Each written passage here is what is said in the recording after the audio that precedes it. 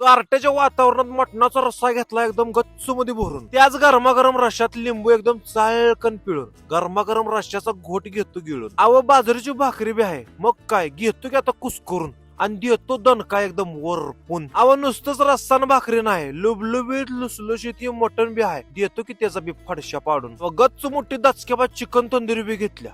एकटच खाणार काय तुम्ही?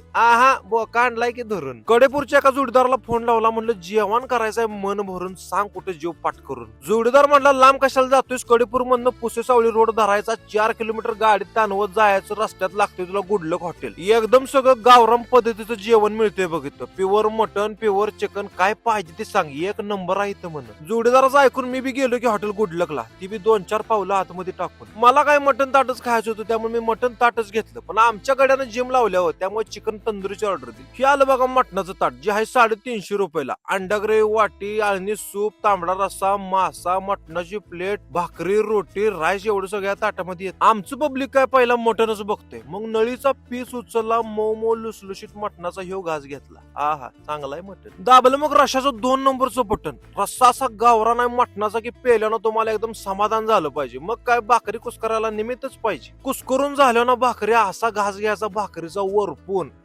दणका ठेवून. ह्या ताटातला आळणी रस्सा पण पिलो, एकदम प्युअर मटणाचं सूप आहे, त्यामुळे समाधानच झालं पाहिजे. जोडीदारानं घेतलेल्या चिकन तंदुरीतला मात्र एखादा घास मी खाल्लाच पाहिजे. जेवण मात्र क्लासच आहे बरं का, तुम्ही इकडे आलाच पाहिजे. कडेपूर कंड पुसेसावळी रोडला जाताना सासपडेच्या अलीकडे ना हे गुडलक हॉटेल आहे, तिथं तुम्ही नक्की जावा आणि हे सगळं खावा, एक नंबर आहे.